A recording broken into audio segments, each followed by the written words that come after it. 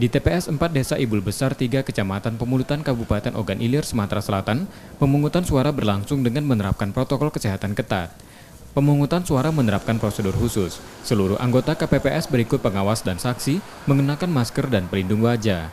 Sebelum memasuki TPS, setiap warga wajib memakai masker, mencuci tangan dan memakai sarung tangan plastik sekali pakai.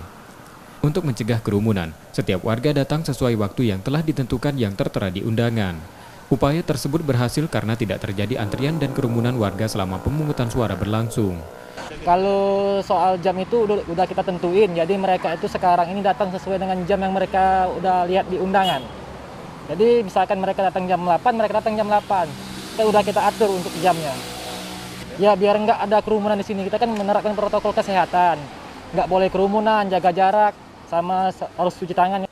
Dengan protokol kesehatan tersebut, pemungutan suara pilkada kali ini berbeda dari tahun-tahun sebelumnya. Pakai masker, cuci tangan, sudah kan cuci tangan kan wajib ya, biar corona hilang kan. Sudah itu nyoblos. Ini agak beda dikit dari pemilu sebelumnya. Iya agak beda dikit kan ini lantai corona ini beda jadi. Jadi kan lebih kewajiban lebih pembersihan di sini.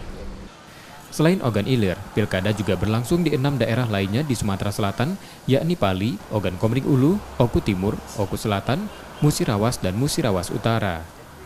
Rizky Nurmizan, Kompas TV, Ogan Ilir, Sumatera Selatan.